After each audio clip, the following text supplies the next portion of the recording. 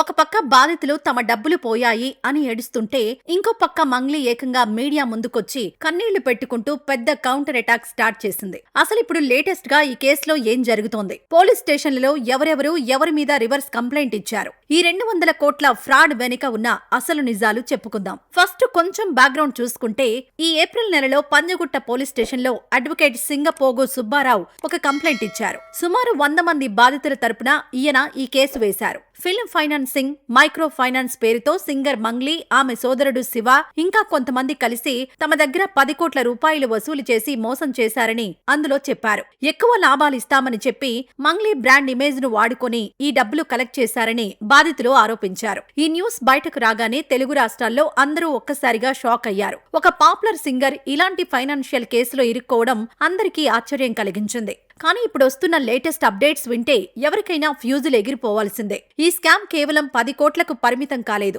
Recent గా మీడియాలో వస్తున్న రిపోర్ట్స్ ప్రకారం శుభక్షేత్ర ఇన్ఫ్రా మరియు మైక్రో ఫైనాన్స్ పేరుతో జరిగిన ఈ స్కామ్ వాల్యూ సుమారు 200 కోట్ల దాకా ఉంటుందని అంచనా వేస్తున్నారు. ఈ న్యూస్ ఇప్పుడు హాట్ టాపిక్ గా మారింది. సామాన్య జనం ఎంతో కష్టపడి సంపాదించుకున్న డబ్బును డబుల్ చేస్తామని చెప్పి ఈ కలెక్షన్స్ చేశారట. దీని మీద గిరిజన విద్యార్థి సంఘాల లీడర్లు కూడా ఎంటర్ అయ్యారు. వాళ్లు ఏకంగా మంగ్లీకి ఈ తో సంబంధం ఉంది అనడానికి కొన్ని ప్రూఫ్స్ ఉన్నాయని చెబుతూ సంచలన కామెంట్స్ చేస్తున్నారు. దీంతో ఈ కేసు ఇన్వెస్టిగేషన్ కి ఒక కొత్త టర్న్ వచ్చింది. ఈ వ్యవహారంలో టాలీవుడ్ డైరెక్టర్ వేణు ఉడుగుల పేరు కూడా బయటకొచ్చింది. కానీ ఆయన వెంటనే రెస్పాండ్ అయి తనకు ఈ ఆర్థిక లావాదేవీలకు ఎలాంటి సంబంధం లేదు అని వీడియో రిలీజ్ చేసి మరీ క్లారిటీ ఇచ్చేశారు. ఇంత జరుగుతుంటే మన సింగర్ మంగ్లీ సైలెంట్ గా ఉంటుందా? అస్సలు లేదు. తన మీద వస్తున్న ఈ ఫ్రాడ్ ఆరోపణల మీద ఆమె స్ట్రాంగ్ గా రియాక్ట్ అయింది. డిఫెన్స్ లో పడిపోకుండా ఏకంగా ఫ్రంట్ ఫుట్ మీద ఆడుతోంది. పంజగుట్ట, నార్సింగి పోలీస్ స్టేషన్లలో లాయర్ సుబ్బారావు మీద రివర్స్ లో ఒక కౌంటర్ కంప్లైంట్ ఇచ్చింది. ఆ లాయర్ తన దగ్గర 10 లక్షల రూపాయలు డిమాండ్ చేశాడని, ఆ డబ్బులిస్తే కేసులో నుంచి తన పేరు తీసేస్తాను అని బ్లాక్మెయిల్ చేశాడని ఆమె పోలీస్ కంప్లైంట్ లో క్లియర్ గా చెప్పింది. అంతేకాదు మార్చి నెలలో ఆ లాయర్ తనతో చాలా అసభ్యంగా మాట్లాడాడని, సోషల్ మీడియాలో తన పరువు తీసేస్తానని బెదిరించాడని కూడా ఆమె ఆరోపించింది. తన మీద వస్తున్న ఈ 100 కోట్ల స్కామ్ ఆరోపణలన్నీ పక్కా ఫేక్ అని, ఇదంతా కేవలం డబ్బులు లాగడానికి వేసిన ఒక పెద్ద స్కెచ్ అని ఆమె గట్టిగా వాదిస్తోంది. పోలీసులు కూడా ఆమె ఇచ్చిన కంప్లైంట్ తీసుకుని లాయర్ మీద సెక్షన్స్ బుక్ చేసి విచారణ స్టార్ట్ చేశారు. ఈ కేసు విషయంలో మంగ్లీ రీసెంట్ గా మీడియా ముందుకొచ్చి చాలా ఎమోషనల్ అయిపోయింది. కన్నీళ్లు పెట్టుకుంటూ తన ఆవేదన అంతా బయటపెట్టింది. ఒక మారుమూల పల్లెటూరు నుంచి వచ్చి ఎవరి సపోర్ట్ లేకుండా ఇండస్ట్రీలో ఎంతో కష్టపడి పైకొచ్చానని ఆమె చెప్పింది. పాటలు పాడుకుంటూ పబ్లిక్ లో ఒక మంచి ఇమేజ్ తెచ్చుకుంటే దాన్ని నాశనం చేయడానికి కొంతమంది కావాలనే ఇలాంటి తప్పుడు కేసులు పెట్టి వేధిస్తున్నారని ఆమె కన్నీళ్లు పెట్టుకుంది. డబ్బులు డిమాండ్ చేస్తూ తనను మానసికంగా టార్చర్ చేస్తున్నారని, తన క్యారెక్టర్ ని డ్యామేజ్ చేయడానికి ఇది ఒక పెద్ద కుట్ర అని ఆమె వివరించింది. సోషల్ మీడియాలో కూడా ఈ వీడియో చూసిన చాలా మంది ఆమెకు సపోర్ట్ చేస్తున్నారు. ఒక ఆడపిల్ల సొంతంగా ఎదిగితే భరించలేక ఇలాగే లాగి కింద పడేస్తారా అని కొందరు కామెంట్స్ చేస్తున్నారు. ఇప్పుడు ఈ కేసు పబ్లిక్ కి ఒక పెద్ద పజిల్ లాగా మారిపోయింది. ఎవరి మాట నమ్మాలో జనాలకు అర్థం కావడం లేదు. ఒక పక్క లాయర్ సుబ్బారావు ఏమో 100 మంది బాధితులున్నారు, వాళ్ల డబ్బులు ఇవ్వకుండా బెదిరిస్తున్నారు అని కంప్లైంట్ చేస్తున్నారు. ఇంకో పక్క గిరిజన సంఘాల లీడర్లు కూడా దీంట్లో పెద్ద స్కామ్ ఉంది అని చెప్తున్నారు. కానీ మంగ్లీ మాత్రం ఇదంతా ఒక ఎక్స్టార్షన్ కేసు, తను బెదిరించి డబ్బులు లాగడానికే ఇదంతా చేస్తున్నారు అని కన్నీళ్లు పెట్టుకుంటూ వాదిస్తోంది. పోలీసులు ఇప్పుడు ఈ 2 కంప్లైంట్స్ మీద చాలా సీరియస్ గా ఫోకస్ పెట్టారు. అసలు నిజంగానే మైక్రో ఫైనాన్స్ పేరుతో 100 కోట్లు కలెక్ట్ చేశారా?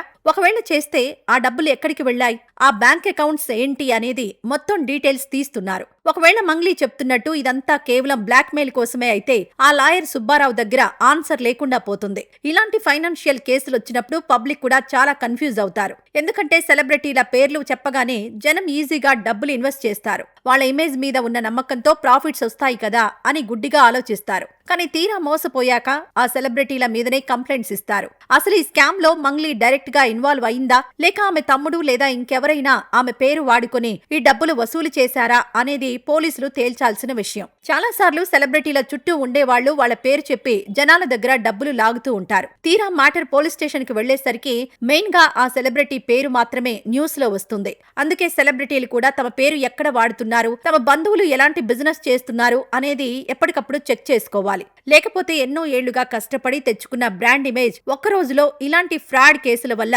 మట్టిలో కలిసిపోతుంది. ఫైనల్ గా చెప్పాలంటే ఈ కేసులో పోలీసులు విచారణ చాలా ఫాస్ట్ గా కంప్లీట్ చేయాలి. ఎందుకంటే రోజులు గడిచే కొద్దీ ఇటు బాధితులకు టెన్షన్ పెరుగుతుంది, అటు మంగ్లీ ఇమేజ్ కూడా డ్యామేజ్ అవుతూనే ఉంటుంది. అసలు ఫ్యాక్ట్ ఏంటో పబ్లిక్ కి క్లియర్ గా తెలియాలి. ఒకవేళ నిజంగానే పేద ప్రజల డబ్బులు 200 కోట్ల దాకా ఫ్రాడ్ కి గురైతే ఆ తప్పు చేసింది ఎంత పెద్ద పాపులర్ సింగర్ అయినా సరే వదలకుండా కఠినంగా శిక్షించాలి. ఇన్వెస్టర్స్ కు వాళ్ళ డబ్బులు తిరిగి ఇప్పించాలి. చట్టం ముందు అందరూ సమానమే అని ప్రూవ్ చేయాలి. కానీ ఒకవేళ మంగ్లీ చెప్తున్నట్టు ఇది కేవలం ఆమెను బ్లాక్ మెయిల్ చేసి డబ్బులు లాగడానికి చేసిన ఫేక్ కేసు అయితే మాత్రం ఆ లాయర్ మీద, ఆ వెనక ఉండి ఈ డ్రామా నడిపిస్తున్న వాళ్ళ మీద కూడా చాలా సీరియస్ యాక్షన్ తీసుకోవాలి. ఎందుకంటే ఒక మహిళ క్యారెక్టర్ ని పబ్లిక్ గా ఇలాంటి తప్పుడు ఆరోపణలతో డ్యామేజ్ చేయడం అనేది చాలా దారుణమైన విషయం. మీడియా ట్రోల్స్ వల్ల అప్పటికే వాళ్ళ కెరీర్ కి చాలా మైనస్ అవుతుంది. ఆ మెంటల్ టార్చర్ నుంచి బయటపడడం అంత ఈజీ కాదు. కాబట్టి అసలు ఈ 100 కోట్ల స్కామ్ లో విలన్ ఎవరు అనేది పోలీస్ ఎంక్వైరీలో పక్కాగా బయటకు రావాలి. ఈ మొత్తం ఎపిసోడ్ మీద మీ అభిప్రాయం ఏంటో కామెంట్ సెక్షన్ లో పంచుకోండి. ఈ స్కామ్ కేసులో